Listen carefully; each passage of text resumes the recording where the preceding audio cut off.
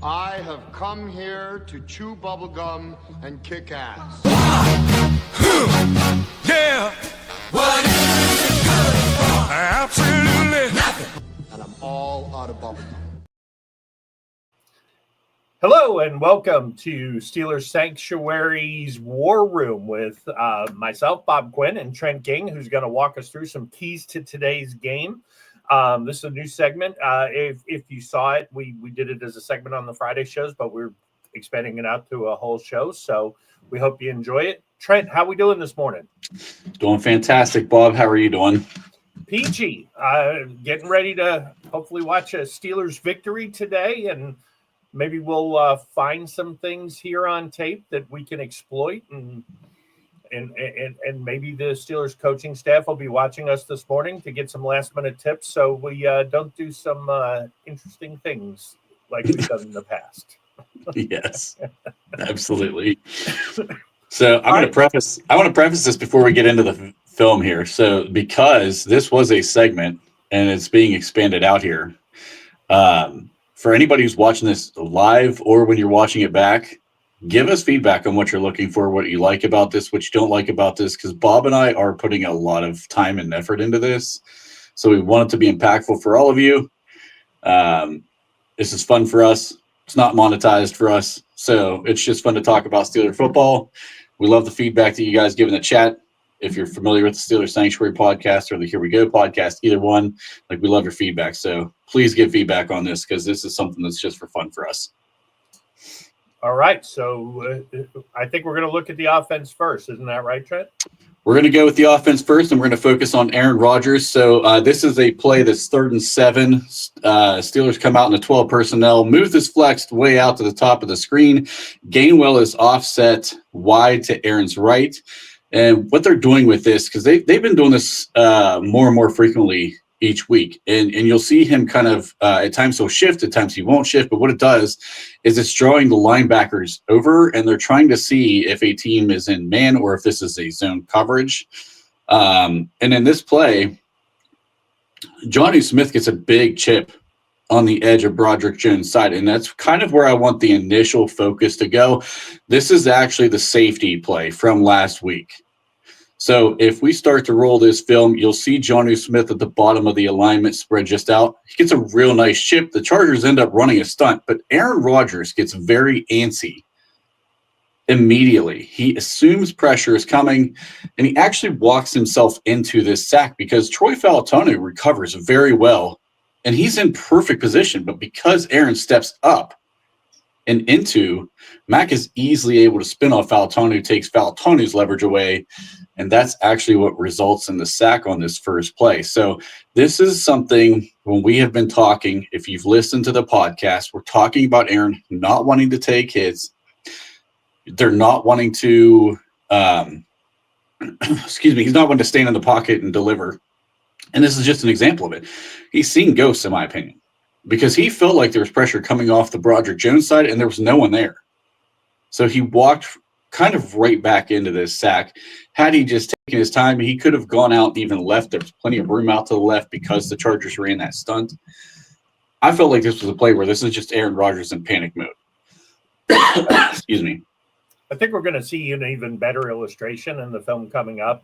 I get what you're saying here. This one, I mean, he sees him getting beat, and he doesn't recover, and after the beating he took in the initial few games, I kind of understand a little bit why he might be thinking, hey, this isn't going to hold up. But this one, maybe you can kind of make an excuse for, but there's one coming up here that we really just can't make any excuse. It's just not Play that one back one more time, because I thought when I saw, if you can, it doesn't matter if you do the full thing or just this end zone view, but you will see the stunt come through. And actually right there, you can see, I think what he saw was Spencer Anderson. He thought Spencer Anderson was getting beat because that was the guy who ran the stunt from the Chargers. And right here is exactly where I thought Aaron got panicked, because you can see he steps up as a result of that. But Anderson held his ground. It was just one of those things. It's very hard in the moment to go through, but here we are. Steelers back in 12 personnel. Muth again is flexing out to the top of the screen. Andres Pete is in guard right now on this play because we ran the jumbo package to play before. The eligible man reporting, which was Spencer Anderson, cannot be on the field as an ineligible player if he reports eligible. So that's why you see Andres Pete on the field here. So on this one, the Chargers are in 2 deep coverage. Aaron just clearly forces the ball to DK into a double coverage. The ball sails on him, which has been a trend in that game, ends up leading to the interception. But if you look, go back to the original start to this. Yeah. Hold on. And just guys in the chat, we're pausing and manipulating the film. So that's why if you're seeing things paused, yeah, you should be able to see Aaron's throw right here. Yes. And if he doesn't panic at the pass rush and doesn't get happy feet, Jonnu Smith is wide open underneath. We needed 6 yards for a first down. He easily gets this 6 yards. So he gets the chip. He comes right here. The linebacker's dropping. He could have easily caught that ball, worked through the linebacker to pick up 6 yards. He was already 4 yards downfield. Yeah, you can really illustrate here. This is the play I was talking about where I can maybe defend him on the safety. He didn't even look. This is a rookie quarterback mistake. He was zeroed in on DK. He hit his back foot and threw it and didn't even bother to look where the safeties were. I mean, and like you said, if he just takes half a second and sees DK's got 3 guys on him, I'm going to Jonnu. I don't know if he was forcing the ball because DK only had 2 catches the game before, but this was really, really bad. I've never seen Aaron Rodgers do that. Hold on. Is anybody else having this issue? Because Adam's saying that he's stuck in the Herbert in the shotgun. We haven't done the defense yet. Yeah, we haven't done. The offense is what should be on the screen here. You should be seeing film playing now. If you guys are in the chat, if you could just let us know if you're seeing the offense right now. Bob just went back toward the beginning here. Yeah, you should be. This is the interception. That's the interception to DK Metcalf.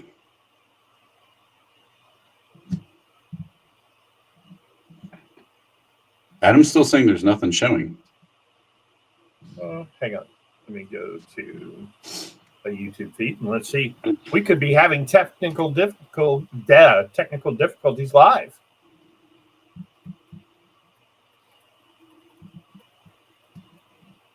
Where's Greg when we need him? He said it's been stuck with Herbert in the shotgun since he put it up. That's interesting. Hang on. Just so you guys know, Bob and I are definitely seeing the offense. Yeah, we're seeing the offense. We're seeing the offense, so we're going to try to get it fixed so that you guys can also see the offense and follow along with us here. Because yeah, they're right. I don't know why it's doing that. Can you maybe remove the defense from the screen, from the stage, and see if that helps us? Okay, let's try this again, guys. Can you see it? I think we can see offense now. Are we seeing offense? Adam, are we seeing offense, buddy? And thank you for giving us the feedback, Adam, because we went through this whole thing. And you guys seeing absolutely nothing. So, Adam, thank you. You're a lifesaver, buddy. Appreciate you. All right, so let's start this back over. Let's try to let them see what we were talking about on this. So we're going to go all the way back to the beginning. So I appreciate you guys hanging in here with us on this one. So this is the safety play again.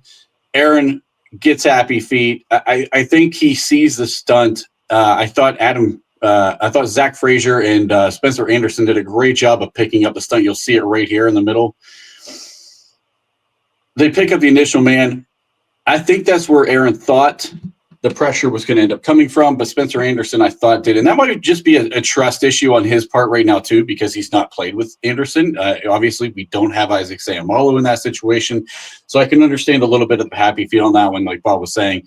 But this is just a forced throw where he's on the first read. He never comes off the first read. This is something else we've talked about a lot, is he's been a one-read quarterback far too often. The problem is this is the one time he probably should have come off the first read and gone to the check down, and he's been doing the check down without really even paying too much attention to the first read. And in this one, he really doesn't do that. He just sticks on DK, and I don't care where you place that ball. This one did sail on him, but it doesn't matter because you were never fitting that ball into that window. I don't care how great he is, how great he's been over his career. I just felt like you're not fitting that ball in. That's he's got to know better as a veteran. I think that was that was a second down play. I think that was a second down play. And really uncharacteristic for his career. He does make tight window throws, but he doesn't throw into triple coverage. It's something is off. It could be he has zero confidence in the line. He could also have zero confidence in most of the receivers, and that he thinks the only way he can get anything done is to hit, DK on a quick in and go. But that being said, that's got to change this week, and it should change this week. I think we're going to look at Roman Wilson now, right? We are gonna go with some Roman Wilson. So I've been talking about Roman Wilson quite a lot, and I'm going to show him getting open, but also making a bit of a mistake. So you can see him crossing on the top of the screen here, all the way across film. So go back to the beginning of that play, because there was two pieces of this that I think were very, very important in this. He's actually starting out at the very bottom of your screen right now, and you're going to see him run this deep crossing routes. And one of the things that I like is he does get the separation. You can see the corner playing the outside leverage on this, which plays into the favor of him running this crosser, right? So he breaks it across. I think the thing that I'd like to see in his progression as a wide receiver is to snap this route off. You can see him, he's right now at the 48. Look how far he continues to drift. Even now, as he's halfway across the field, he will continue to drift more toward the 40-yard line.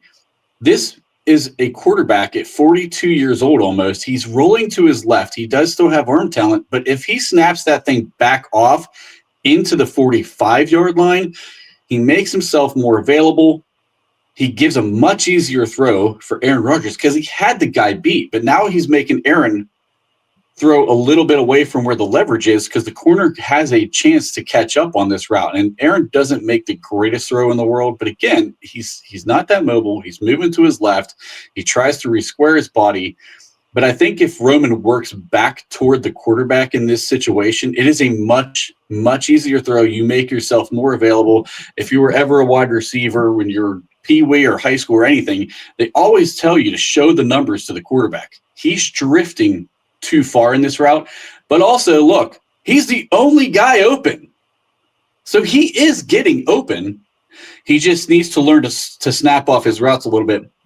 That's something I'd really like to see him do, because this could have been a really easy pitch and catch. So if he just kind of went down the line at the 45-yard line rather than drifting down toward the 40 here, I mean, he opens himself up so much easier. There's plenty of room between he and any other corner on this field. They're in a man coverage already. He had plenty of room to work with there. He makes this a much harder throw for Aaron. Aaron underthrows the ball a bit. And I just feel like that was a play where you can see Roman is getting open. Calvin Austin is not getting open that much on film. Roman's getting open a lot. But this is the intricacies of being an NFL wide receiver versus a receiver at University of Michigan. He has to learn to work back to the quarterback in these situations to make it an easier throw. Yeah, I think this is a really good point that he has talent. I mean, I obviously you would have liked to seen the ball maybe come out when he first breaks in, and then Yes. 2 or 3 steps into that in cut, you would like to see the ball come there. But like you said, if he comes straight across on the 45 or even, comes back just a little bit, that's an easy throw. And for people who always talk about the Steelers throw chart and they like to throw them up on Twitter, not as much this year with Aaron Rodgers, but in years past, these are some of the things that makes sideline. This turned into a sideline throw that'll show up on a chart. This should have been an easy completion between the hash marks. Yes. And I actually like the way the concept of this route worked because they had Calvin Austin run straight up the seam, which pulled the safety away. That's what actually allows Roman to get open. So, you got 2 speed guys on the outside there. I like the way they used them to open this up. I thought this was a nice play design, actually, by Arthur Smith. And this is a route that Roman should win, and he did most of the time. So this is actually something, this is going to be my argument to play Roman more. Aside from that, he does a great job stonewalling the safety who's crashing down on this run play and leaves Jalen Warren one-on-one with a corner. Everybody saw the hurdle. We all know how the hurdle worked. Jalen's a fantastic player. I will take my odds every single game of Jalen Warren versus any corner in the NFL because they don't want to tackle this dude. But the way that I felt Roman Wilson stepped up and blocked, we've seen Calvin Austin try this time and time again. He's been running a lot of these, as a second receiver on these options. He's getting blown up in the run game. He's just too small. He cannot block. Roman Wilson, I thought, had a great block out of this. And he needs to just start getting more reps in this offense because you can use him in the run game much more effectively than Calvin Austin. He is the only receiver getting open because of the way they're, shell covering DK Metcalf on the backside. He's got to get more involved. And I think I've been preaching this for weeks. I'm trying to show it a little bit on film right now with a couple plays, not just in the pass game, but he is a much more effective player in the run game as well. Yeah, Trent, and one thing for our Calvin Austin fans in the audience, David, if you're watching, I would say Calvin is willing, but not able. Roman Correct. is willing and able. Yes. So I agree. I think he's got to get on the field. Yeah, because he absolutely stonewalled the safety. I mean, the safety was crashing down to make that play, and DMC says he's watching. So he definitely was coming down hard on that play, and I thought Roman did a great job of sticking his nose in there, making a great block. So this is going to be a Darnell Washington segment. So for everybody who is a Darnell Washington fan, that was the second play. So this was actually the second play on that. So Darnell Washington in this play, he needs to be on the field at least 40 snaps. I mean, he just takes their edge and stonewalls him, holds him out. That's the left tackle block right there. So we must have missed one of the Yeah, I the missed clips. the I thought the pass was in there. I must have put the block in twice. That's okay. So Darnell Washington, the play before the side, there was actually, these were back-to-back plays. I'll just talk about the reception for a second. Darnell Washington, number one, when he gets 40 snaps, we are 8-0. That's something, that's a trend, that is a pattern. That is something, if you're a coaching staff, you have to understand and utilize. When a guy is changing a win-loss, that's something you have to work with. And he is changing whether or not we win or lose based on his snap count. So if he's on the field for 40 snaps or more, we know it's not rocket science. Put the damn guy on the field. Don't take him off. I mean, it's just he's becoming the most complete player. And I'll say on the pass play that we missed on the clip here, he runs an in-breaking route. It's in a zone. Aaron threw the ball in a tight window.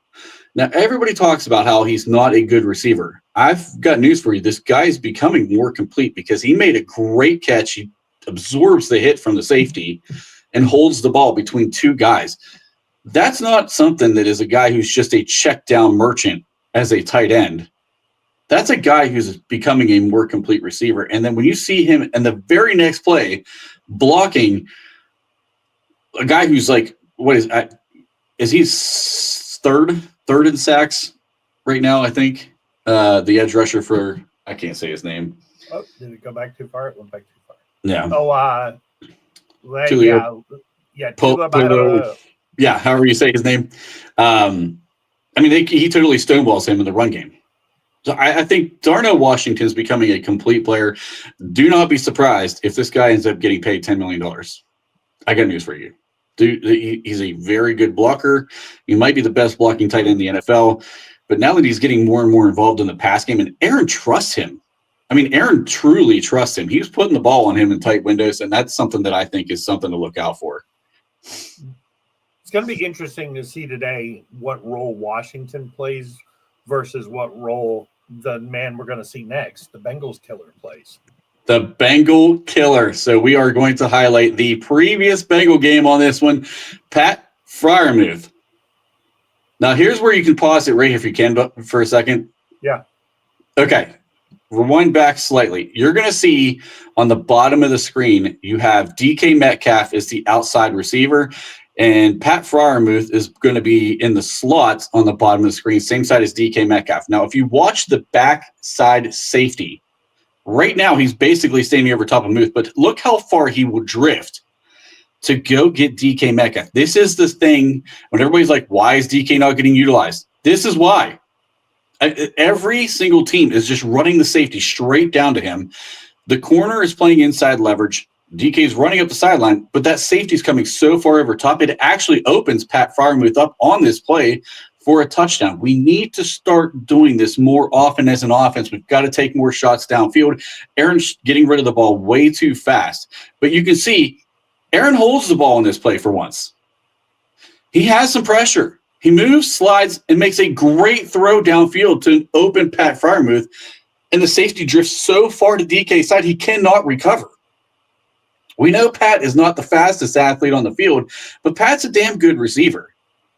He's a threat.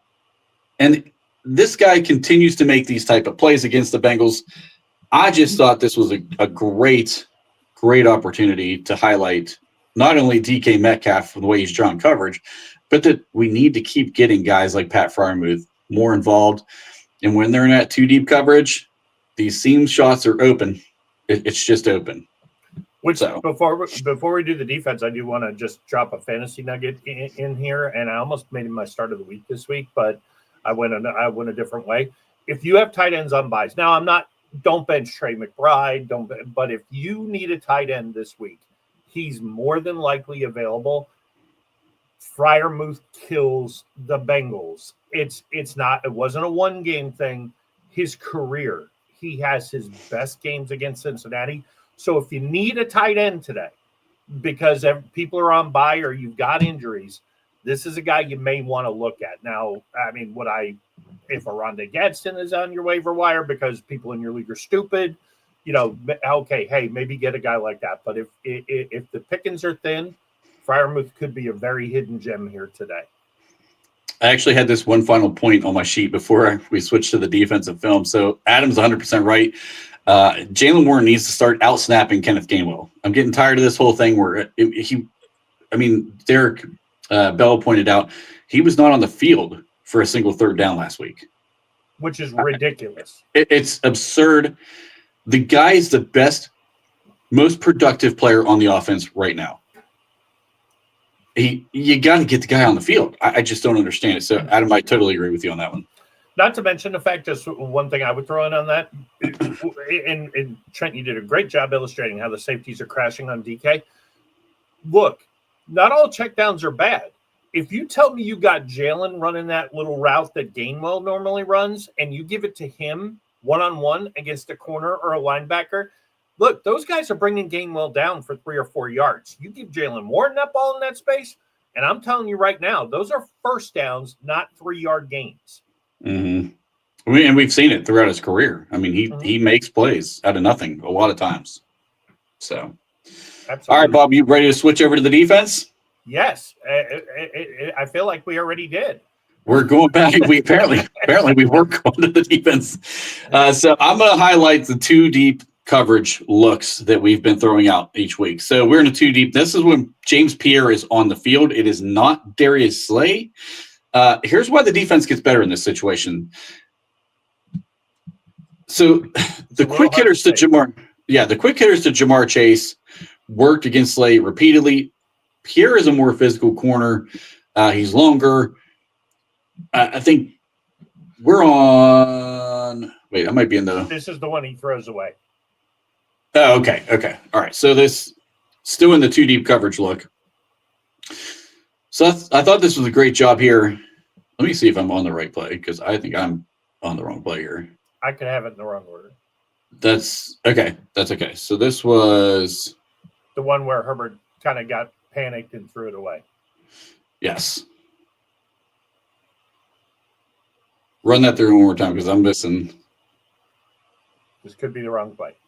The defensive file was corrupted for those of you watching, so I had to redo it on the fly very early this morning. This is okay. This is actually, I was highlighting Jalen Ramsey on that clip, I think. The coverage on the back end and what they're using Jalen Ramsey as, he's not just staying in the 2 deep. They started out in a 2 deep look, but you can see Ramsey kind of creeps into the screen here, and they actually come out in a man, and Duggar is the deep man because Jalen Ramsey ends up taking McConkey out of here. You can see the pressure gets home. I felt like they were mixing and matching how they were doing the 2 deep look with Ramsey staying back, or a lot of time on third down, we were sending the blitz. I don't necessarily think we should be doing that against Cincinnati, but I like the way they're staying consistent and showing this 2 deep look because we've gone to it now, but we're also utilizing Ramsey's ability as a cover corner to come up. And he took McConkey on this play as opposed to just staying deep in the 2 deep look. I think it's just a great way of utilizing Ramsey's skill set. And then you had James Pierre in press coverage. You had Joey Porter Jr. in press coverage on this. That is the strength of Joey Porter Jr. I know the holding calls are coming. It's always going to come. It's just what this kid does. But his strength is in press man. And if you want to beat Cincinnati, you have to throw off the timing between Jamar Chase or T. Higgins and Joe Flacco because they're torching the NFL right now. The only thing you're going to be able to do is throw off the timing on that. And I thought that was just one way to highlight that. Let me see. This is the play where they get home for pressure. Okay. This is definitely the pressure play. Yes. I got 2 angles of this one. So I love the way that we came up with coverage. This is a great showing of how Keanu Benton is coming on as a force in the pass rush as well. So Keanu, this was not the Benton play. This Cam Hayward was up front. Derek Harmon. Oh. What the heck? That was actually the pass breakup. The defense will look better next week. Pierre. This was the James Pierre play he made. That was the one I really was impressed with the way he played off of that coverage on that one. This is more of the young guys coming in. And I loved how Keanu Benton right here. I highlighted earlier in the season, if you guys saw that, Keanu Benton was getting destroyed by double teams.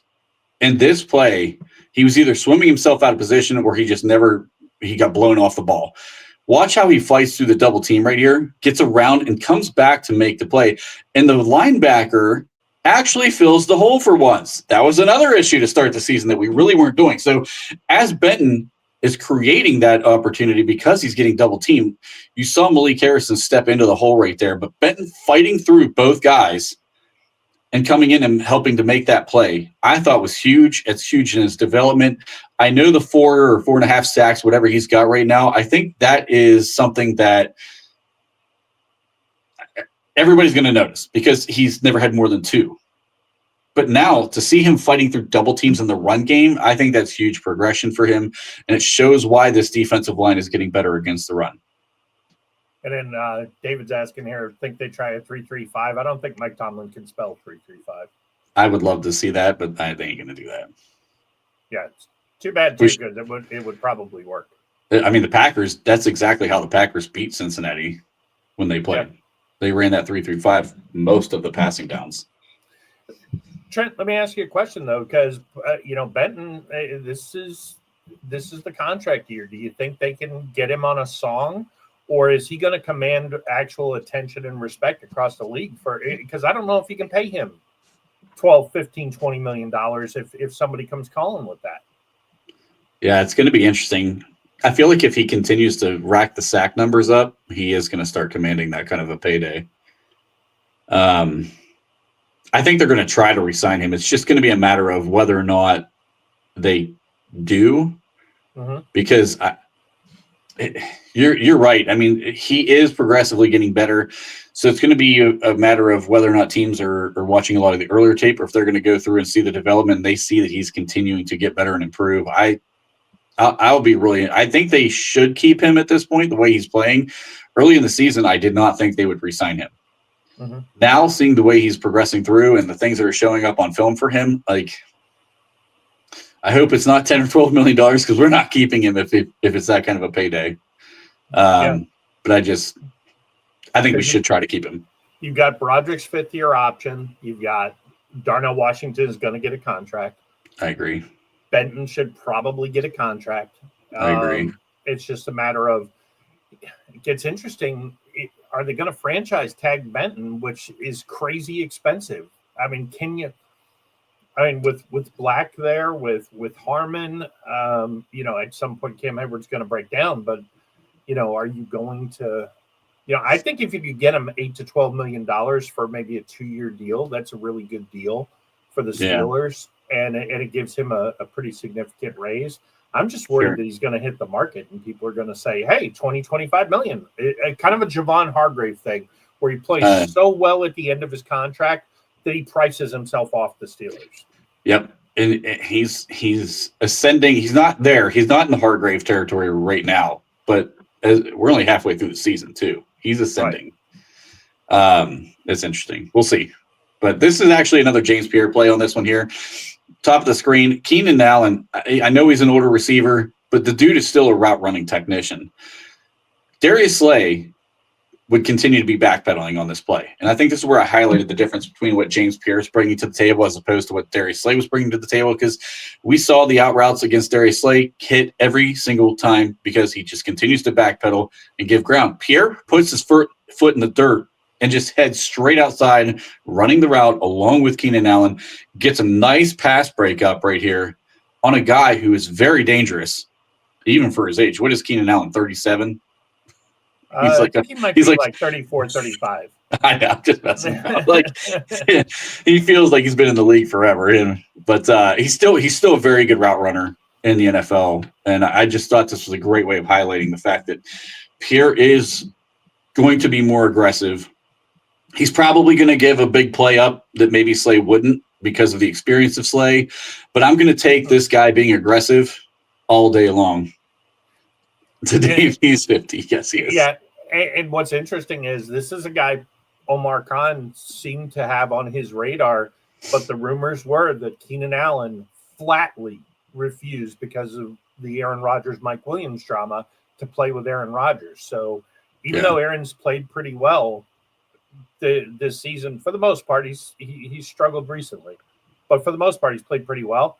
This is a guy who, I always make the point of find a teammate who says a bad thing.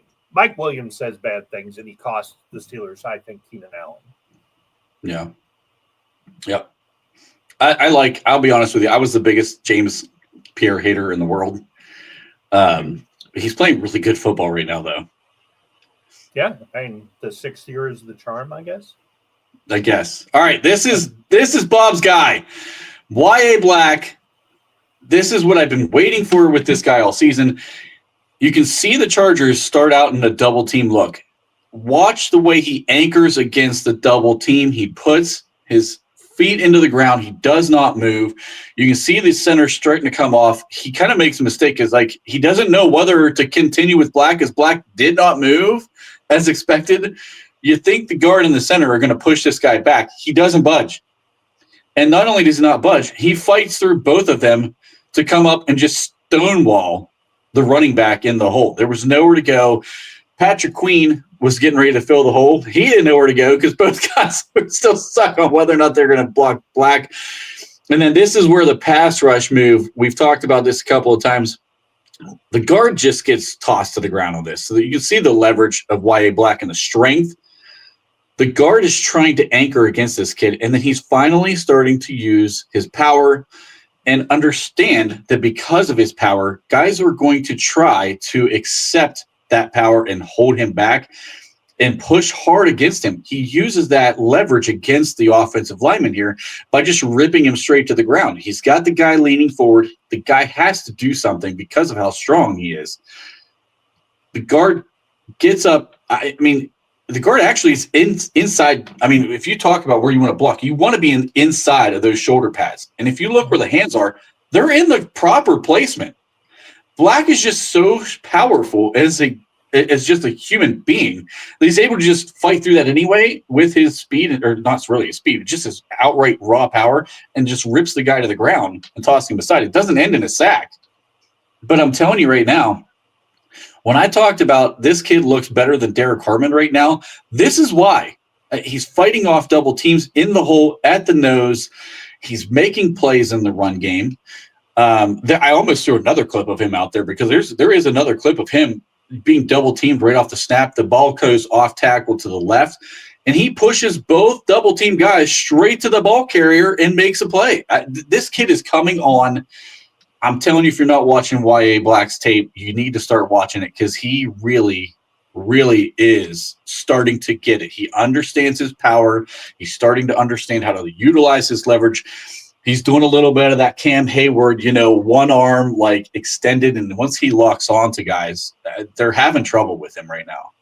And his base, man, he's starting to really settle his base in against double teams, and he's locking down. He was getting pushed a little bit early in the season. You can see now he's figuring it out. The game's slowing down for him, I think, which is a big part of this. And I think Derek Harmon's getting there too. Derek Harmon's not playing bad, so don't take this the wrong way because I've said this a few times. I'm not knocking Derek Harmon. He's playing pretty well. But YA Black is on a straight trajectory up. And I'm here for every second of it. If you got this guy in the 5th round, man, I think we got a steal. Yeah, and Andy Weidel, I mean, say what you want about the Omar Khan and Andy Weidel can't find a wide receiver, but they can find some fucking linemen. This guy's pretty good. I mean, Broderick was their first swing. He's still a work in progress. I think they are going to re-sign him. I mean, at least pick up the 5th-year option because left tackles are not cheap. See Dan Moore. But Zach Frazier. I think McCormick is coming on. I've always been a big McCormick fan. He hasn't been great, but I think he gets better each year. And Fatano looks like the real deal. And now you turn it over. Yeah. Harmon looks like he's the real deal. Benton is turning out. It took him a couple of years, but Benton is turning out. And now YA Black is turning out. So, and if Weidel built Philly, he helped build Philly. He built the trenches. That's what he's known for. That's what he's good at. Look, if we can build the trenches and become the big uglies, I still think there is room in the NFL for power football, but your quarterback needs to hold the ball more than a couple seconds to do it. Yes. And I think for the first time all season now, when you're watching the tape, you feel good about the future behind Cam Hayward. Yes. The 3 young guys in the interior. If Cam were to get injured in this season, which I really hope, because I'll be honest with you, Cam Hayward's playing some freaking phenomenal football right now. But I feel really good about the 3 guys that we have, aside from Cam Hayward, on this defensive line group now for the first time. Yeah, and, for Sid, I think even Tomlin can't screw up YA Black because he is the one thing, and this is why I was so high on early on in the year. If you watch the podcast early in the year, I love this guy. I want to see a sack so bad so we can get a belly celly. I mean, you cannot teach this kid's power. You cannot teach this kid's power. And now that he's realizing, hey, there's not 2 guys in the NFL who can actually move me. And I'm settling in because, like you said, it's slowing down for him. I think he was getting a little too, I got to go with the play. Versus, hey, I'm just going to stand here and eat 2 blocks. And then whatever happens, happens. Yeah. When he's playing in the rundowns, he's playing on the nose a lot more, which I think actually is helping him. And it's really helping our run defense too, because he is immovable. And a lot of these teams in the run game, they like to run these duo concepts where the 2 blockers start on him and then one's supposed to break off to climb to the next level to get the linebacker, but he's keeping both guys. And that's why you're seeing guys like Patrick Queen running free and Peyton Wilson starting to run free. And I talked about this all offseason. I kept saying the linebackers are not the problem, and they are in some ways, don't get me wrong, because I'm going to point out something with Patrick Queen here before too long. But they need to be able to run free in a 3-4 defense. You have to have the defensive lineman who can absorb 2 guys in the run game and not let them come off and climb to the second level, because we have small linebackers. If you let the lineman get to the second level, that's a big problem for our linebacker core. YA Black, Derek Harmon, they're doing a great job of absorbing this. Just to jump in real quick, this is huge. I don't know how long or how well he's going to play, but having Isaac against the Bengals, we can really see the jumbo package today, and we should be in it all fucking game because Cincinnati cannot stop it. Yes, absolutely. All right. All right. That was another James Pierre play right there, actually, on the back end of it. This is the Patrick Queen play, I believe. Derek Harmon, watch Derek Harmon on this play. Goodbye. Fights through two guys. That opens up Patrick Queen. Now, here's the problem that I'm having with Patrick Queen this year. He does a great job of shooting the gap and getting in there, and he does slow down the running back, but he leads the NFL by a mile in missed tackles. He's already got 20 missed tackles on the season. That is a number that is high for the end of the season. The problem is we're at the midway point. So he's got a free shot right here. And this is a bit of a tough tackle. So this might be a little tough on tape to just say, Patrick Queen should have had this. But if you're getting paid what he gets paid as a middle linebacker, you want to see him finish this play. I thought he did a great job of getting in there. Derek Harmon did a phenomenal job of shedding both linemen in that scenario that are trying to double team him. And he really helps Patrick Queen make the play, and he gets in on the tackle along with TJ Watt, and I don't know who else is in the pile there. I don't know if that was Eccles or not, but this is just another showing of, number one, the young defensive line that we have playing really, really well. Patrick Queen. That's Darius Slay. Oh, it was Darius Slay. Must have been just early enough in the game. Holy shit, a Darius Slay sighting. I know, right? So, I think all this right. just bled over into that just bled over. Yeah. So I'll tell you what, I like some of the progression of the defense because the defensive line is playing so much better. I love Jalen Ramsey and Kyle Duggar playing in the back end of this defense. I would not change that. I don't care if Peppers is dressed or not. I know we talked, Tomlin talked about maybe Peppers and Duggar being the two safeties. What they're doing with Jalen Ramsey on the back end, coming out in two high looks, having him sometimes come up to the line of scrimmage and play as a true cover corner out of that look, disguising coverages. They're rotating a little bit. They've simplified the defense. The pass rush is starting to get home as a result of taking away the big play. And we have limited a lot of the big plays that were happening to us early on. Against the Cincinnati Bengals team, I think the two high safety look is going to make us more comfortable guarding Jamar Chase, allow the corners to be a little bit more aggressive on these out routes and these slant routes that he's running. And it's going to allow a little bit, because I want to keep, you're going to want to play inside leverage on these guys. I know he killed us on some out routes, but he really killed us on the slants. Let's just be honest. He was destroying us on the slants. But if you're in a too high look, you do not want to give them the middle of the field. You want the safeties to be over top on the sideline stuff. I really think that if we let the corners play press man and play an inside leverage out of press man, that's our key to slowing down the Bengals in this one, and it allows the pass rush time to get home. That's the big key. Yep. And then someone a bigger hitter than James Pierre. I definitely was. Dave was not a fan, which is unusual because Pierre's still under 30. That's true. I was a huge Pierre hater. I could not stand seeing him step on the field. But listen, give him credit. He's playing really good ball right now, and he does give us some flexibility because he's that same prototype of Joey Porter Jr. or Corey Trice, and everybody who's been calling for Corey Trice to step on the field. James Pierre's Corey Trice right now. He's playing good football. He's long. He's athletic. He's big. He's not quite fast, but he's the same prototype. He's 6'2", I think. Is he 190? Yeah. Who's the corner they promoted? I don't know him. I'll be honest with you. Yeah, I looked at it. And I was like, who the fuck is this guy? I did not know him at all. Yeah. Did Samuel get a hat? I thought he got a hat. I did not see that he was dressed for this game. I didn't see him or MVS. You know, I'm really surprised they didn't dress MVS. I'm really surprised. I was too. Which could be Roman Wilson has a big game, but he better have a big game. Yeah.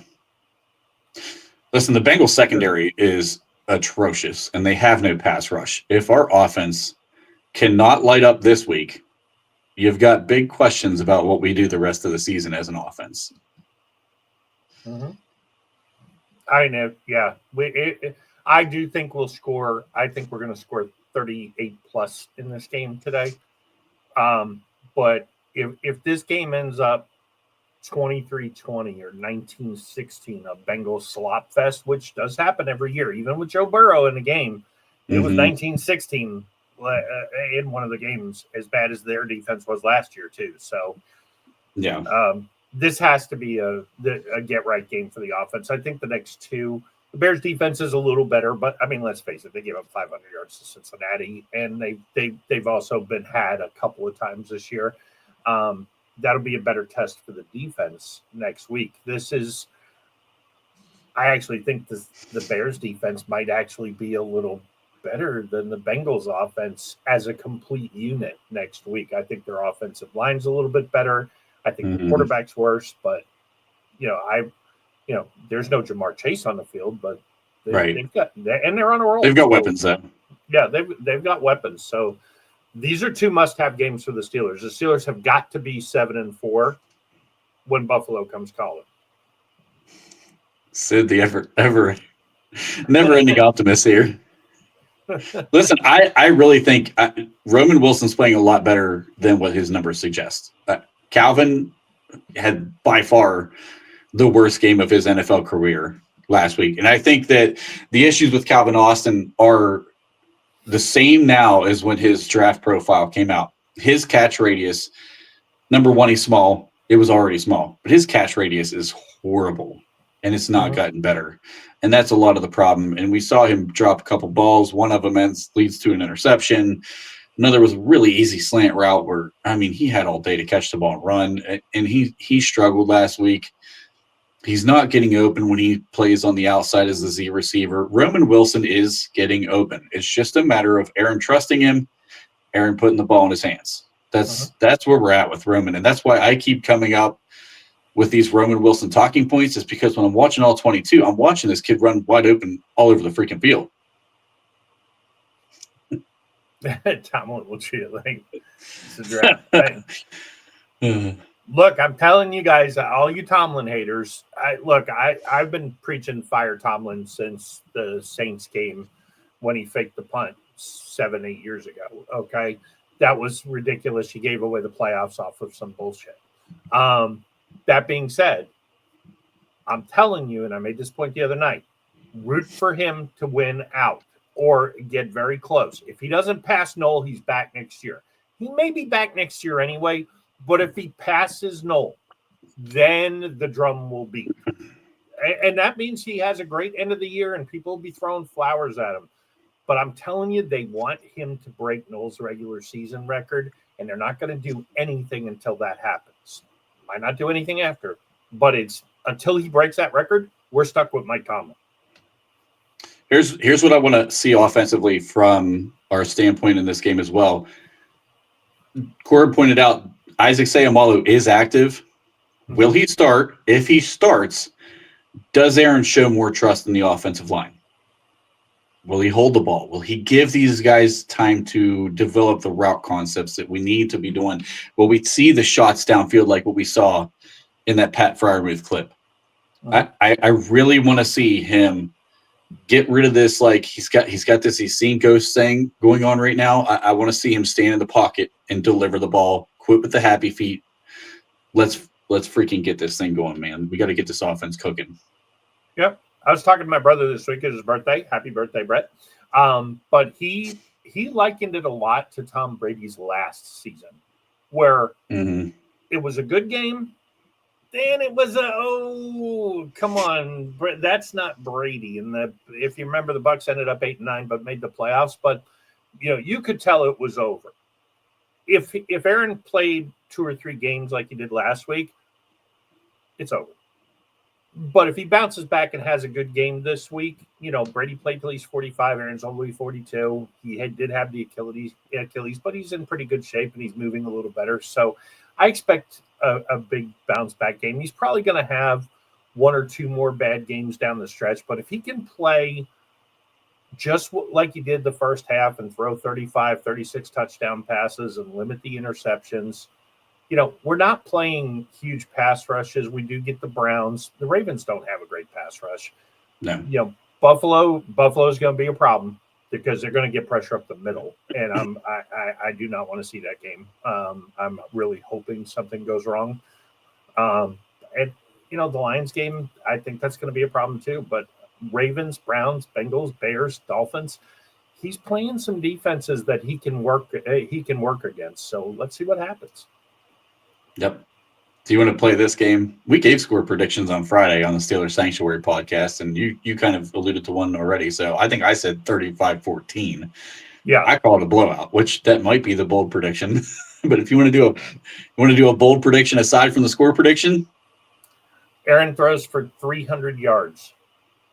that would be the first as a Steeler. Yep. 249 And- against the Bengals was his previous high. Yep. That would be definitely a bold prediction. All right. I am going to go with. I'm going to stick with my theme because I've been banging on this drum for, I think, 3 weeks now. Roman Wilson, 80 yards and a touchdown. Interesting. I from a score perspective, I'm holding to the 38-28. I think the difference in this game being at home versus the road is Flacco will turn the ball over. It'll either be a fumble, a tipped interception, but there's going to be a turnover here. And I think that is the difference in the game. And instead of it being 33-31, who has the ball last, Flacco turns it over. We get out to, a 10 or 14 point lead, and it just flies back and forth from there. Look, Cincinnati's going to score. They're going to score a lot. But that being said, I told you, we got to stop them twice. Get one turnover and one 3-and-out or turnover on downs or whatever you got to do. We stop them twice, we win the game. Yeah. Here, DMC, I'll clarify. It will not be a garbage time touchdown, and it will not have most of his yards in garbage time this time. I think he gets open. I think Aaron gets him the ball a little bit. I think Roman Wilson has his breakout game. Yep. And just a reminder, like I said earlier, if you're looking for a fantasy tight end and your bye weeks or Dalton Kincaid is hurt and the waiver wire's thin, consider the Bengals killer Pat Freiermuth, because I also think I don't know if he gets 100+ yards, although it's always a possibility against the Bengals, but I feel like 4 for 65 and a touchdown is pretty safe for Pat this week. Yeah, he's had that, I think, every single time he's played them. Mm-hmm. Yeah. And I think he had his best game as a pro, like 120, 130 yards a couple of years ago against them with Kenny Pickett throwing. He did. In Cincinnati, I think, wasn't it? That was the one he caught that seam route. And yeah, the Matt Canada fired Matt Canada the first game out. Yes, and he took the seam route right down the middle of his first play of the game. Mm-hmm. Yep, absolutely.